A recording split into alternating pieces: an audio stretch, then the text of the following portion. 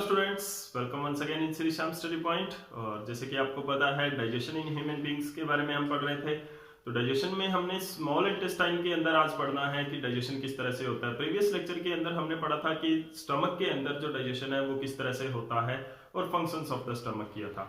आज हम बात करेंगे the next part of alimentary canal, that is the small intestine. ये जो बीच में, ये बाहर वाले की बात नहीं कर रहा मैं, ये जो बीच में है, जो सेंटर में, दिस वन, जो स्मॉल आपको हाईली कॉइल्ड स्ट्रक्चर दिख रही है, that is the small intestine. ठीक है, तो let's start with the what is the small intestine and how the digestion of food occurs in the small intestine. एक बात आप दिमाग में भी रखना साथ में कि कंप्लीट जो फूड है वो स्मॉल इंटेस्टाइन के अंदर ही डाइजेस्ट होता है, कि जो सारा का सारा फूड है वो स्मॉल इंटेस्टाइन के अंदर पूरी तरह से जितना डाइजेशन होना है उतना हो जाता है।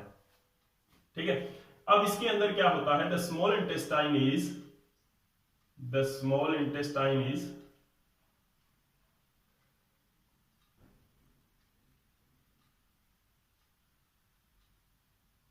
the small intestine is, wait a minute,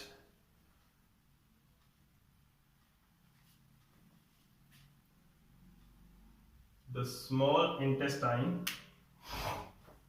is highly coiled tube. It is long and highly coiled tube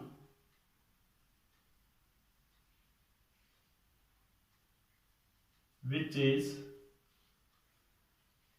approximate मतलब लगभग, approximate 6 मीटर इन लेंथ में ये कितनी होती है, 6 metre, which is approximate 6 metre in length. तो it is a highly coiled tube का मतलब क्या होता है, coiled मतलब उलझी हुई, यानी कि सीधी स्ट्रेट ट्यूब नहीं है, ये क्या है, गुच्छा बना हुआ है इसका एक तरह से आपस में, ये coiled ट्यूब है। ठीक है, तो हाईली coiled ट्यूब जिसकी लेंथ कितनी होती है, 6 मीटर होती है। लार्ज इंटेस्टाइन से ज्यादा लंबी होती है ये, फिर इसको स्मॉल क्यों बोला गया? अगर ये लार्ज इंटेस्टाइन से ज्यादा लंबी होती है, लेंथ में ये ज्यादा होती है, फिर भी इसको स्मॉल कहते हैं, क्यों, वाई? आपने ये कमेंट सेक्शन में मेरे को बताना है कि इसको स्मॉल इंटेस्टाइन क्यों बोलते हैं, हालांकि ये लार्ज इंटेस्टाइन से ज्यादा लंबी होती है। तो कमेंट सेक्शन में सभी बच्चों ने जरूर बताना है। मैं तभी समझूंगा, आपकी अटेंडेंस तभी लगेगी जब आपका कमेंट सेक्शन में रिप्लाई आएगा कि why the small intestine is called as small intestine, however it is longer than the large intestine। Okay, तो आगे पढ़ते हैं, चलिए। Small intestine 6 metre in length होती है। अब देखो क्या होता है, द पार्शियली डाइजेस्टेड, फिर मैं वर्ड यूज कर रहा हूं partially digested, partial digested food, कि जो थोड़ा बहुत डाइजेस्टेड फूड है, देखो माउथ से ज्यादा डाइजेशन हो गया यहां पर, digested food is received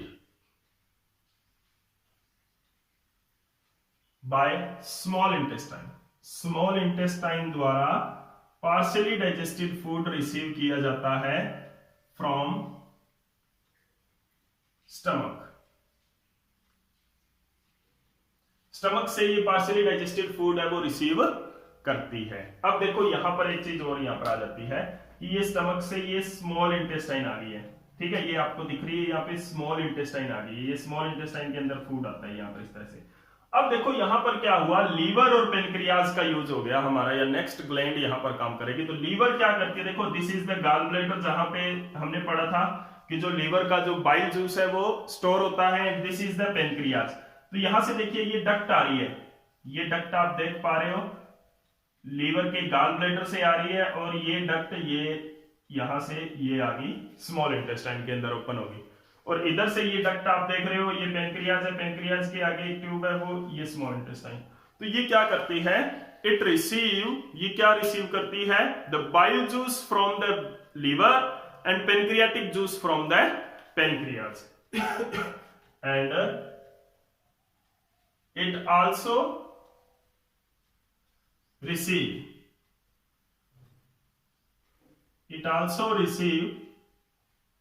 the bile juice bile juice from liver or gallbladder and pancreatic juice from pancreas. Pancreas से जो जूस आता है उसको क्या बोलते हैं, पेनक्रियाटिक जूस बोलेंगे, और जो बाइल से जो लीवर से जो आता है उसको बाइल जूस बोलेंगे। नाउ बाइल जूस में और पेनक्रियाटिक जूस में क्या होता है, देखो bile juice, the bile juice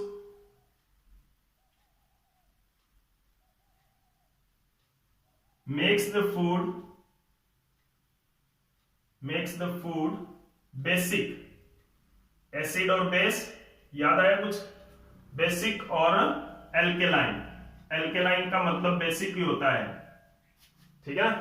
तो स्टमक के अंदर हमने पढ़ा था HCl प्रोड्यूस होता है, तो यहां से फूड कौन सा आया हमारा स्टमक से, एसिडिक फूड आता है, ठीक है ना, विच यहां पर एसिड प्रोड्यूस हुआ, तो यहां से जो फूड आया वो कौन सा आया, स्मॉल इंटेस्टाइन के अंदर एसिडिक फूड आता है, ठीक है। अब एसिडिक फूड के अंदर जो पेनक्रियाज ने जो एंजाइम प्रोड्यूस किए हैं वो काम नहीं कर सकते हैं। देखो एसिडिक फूड के बिना, एसिडिक मीडियम के बिना जो गैस्ट्रिक ग्लैंड के जो एंजाइम है वो नहीं काम कर सकते, और एसिडिक मीडियम के अंदर पेनक्रियाज के जो एंजाइम है वो काम नहीं कर सकते, ठीक है। स्टमक के अंदर एसिडिक मीडियम के बिना काम नहीं होगा, तो इसीलिए स्टमक के अंदर एसिड प्रोड्यूस किया जाता है। स्मॉल इंटेस्टाइन के अंदर एसिडिक मीडियम में काम नहीं किया जाता, तो इसके अंदर अब उस एसिड को रिमूव करना होगा, तो एसिड का अपोजिट कौन बनाता है, कौन उसको न्यूट्रल करेगा, बेस, ठीक है ना। तो एसिड को न्यूट्रल कौन करता है, क्योंकि the food, acidic food coming from the stomach and the pancreatic juice can not digest the food in the acidic medium. Pancreatic juice है वो फूड को डाइजेस्ट नहीं कर सकता है इन द एसिडिक मीडियम, तो इसीलिए उसको अब न्यूट्रल करना पड़ेगा, वो कौन करेगा, बेस, जो एसिड का उल्टा होता है, अपोजिट टू द एसिड क्या होता है, बेस होता है, ठीक है। तो ये क्या है, the bile juice makes the food basic, basic बना देता है, एल्केलाइन बना देता है, and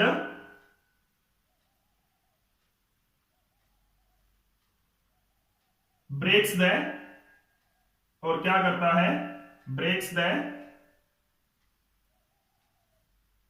fat molecule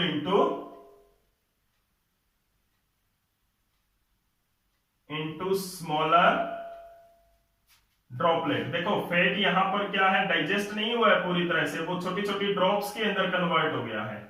fat molecule is digested, is broken down and breaks the fat molecule into small droplet, कि अब फैट हमारे पास बड़े मॉलिक्यूल में नहीं है, फैट हमारे पास छोटी छोटी ड्रॉपलेट्स के अंदर है, ठीक है। Now pancreatic juice and the pancreatic juice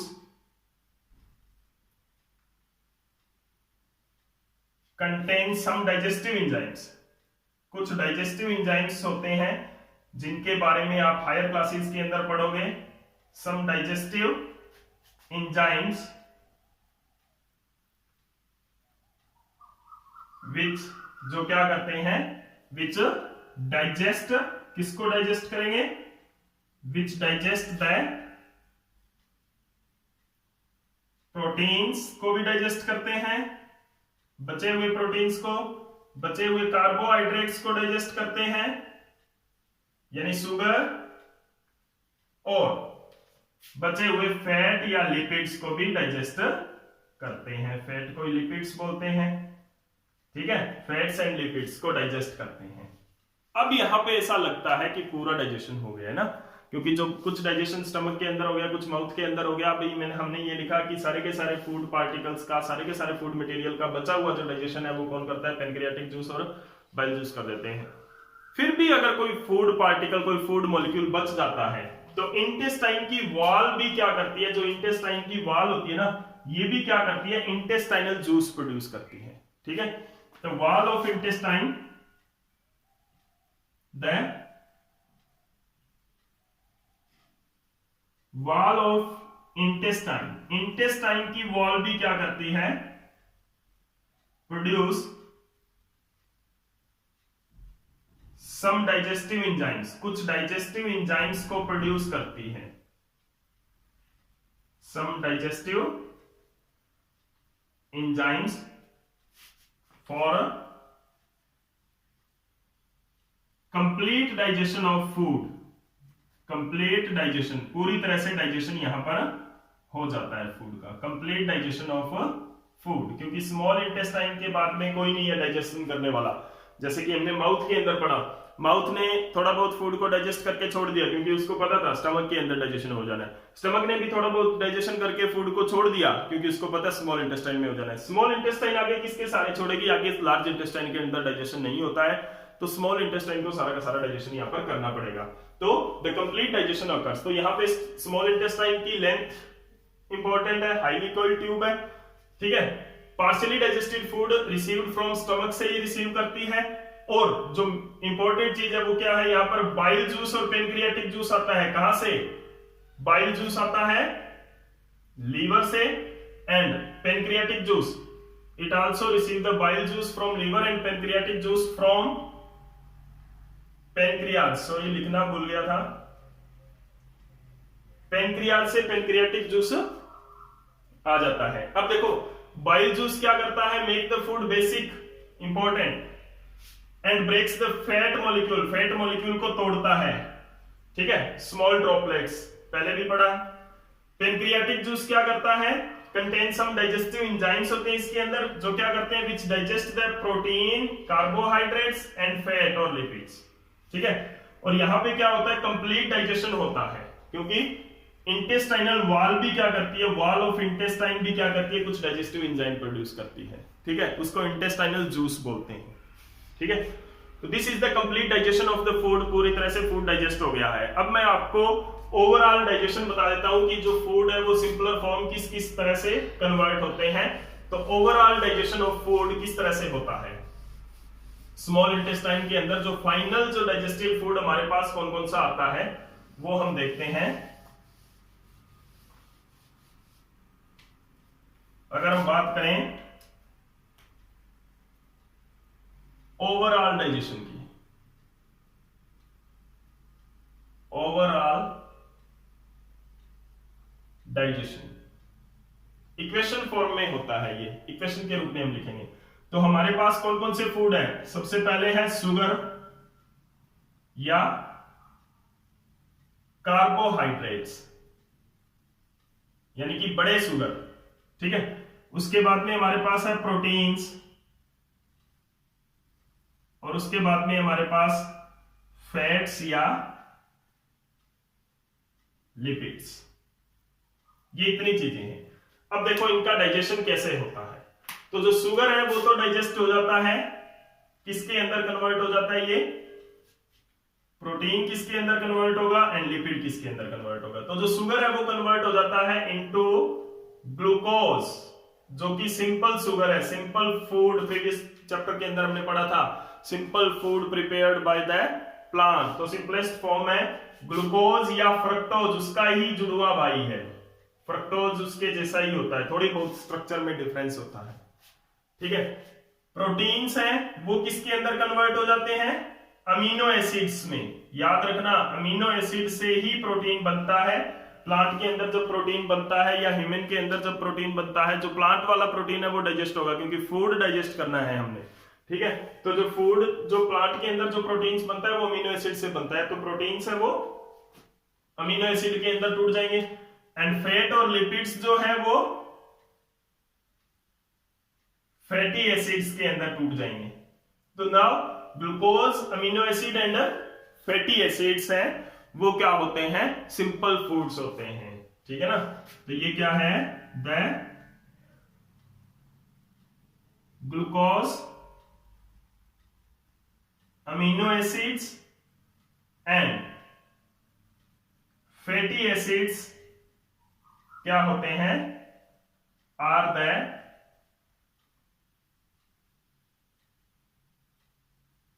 simple form of food, सबसे सिंपल फॉर्म ऑफ फूड होती है। कौन कौन से फूड की, शुगर, प्रोटीन एंड फैट की सबसे सिंपल फॉर्म क्या होती है, glucose, amino acid and fatty acids होते हैं। तो this is the complete digestion which occurs in human beings. Human beings के अंदर इस तरह से कंप्लीट डाइजेशन होता है। अब हम जो नेक्स्ट लेक्चर के अंदर डिस्कस करेंगे वो नेक्स्ट प्रोसेस, जो कि क्या होती है, एब्जॉर्प्शन ऑफ डाइजेस्टेड फूड की। जो डाइजेस्टेड फूड है उसका एब्जॉर्प्शन किस तरह से होता है। तो उस एब्जॉर्प्शन को पढ़ने के लिए आपको नेक्स्ट लेक्चर का वेट करना पड़ेगा, और जल्दी नेक्स्ट लेक्चर आपका जैसे ही अपलोड होगा आप तक नोटिफिकेशन पहुंच जाएगी। तो नेक्स्ट लेक्चर जरूर देखें एब्जॉर्प्शन कंप्लीट करने, क्योंकि ये स्टेप वाइज प्रोसेस है। अगर आप स्टेप वाइज देखोगे इसको और जो कंसेप्ट को क्लियर करोगे तो आपके लिए ज्यादा बेहतर होगा। तो अगर ये वीडियो आपको अच्छी लगी तो प्लीज लाइक एंड कमेंट जरूर करें। और कमेंट सेक्शन में आज आपने आपसे एक क्वेश्चन पूछा था कि why the small intestine is called small, क्योंकि इसकी जो लेंथ होती है वो लार्ज से ज्यादा होती है। तो जिसकी कम लेंथ वो तो लार्ज इंटेस्टाइन, और जिसकी ज्यादा लेंथ वो स्मॉल इंटेस्टाइन। कैसे, इसका आंसर आपने जरूर देना है। तो अगर आप वीडियो अच्छी लगे तो प्लीज लाइक भी करें। Thank you.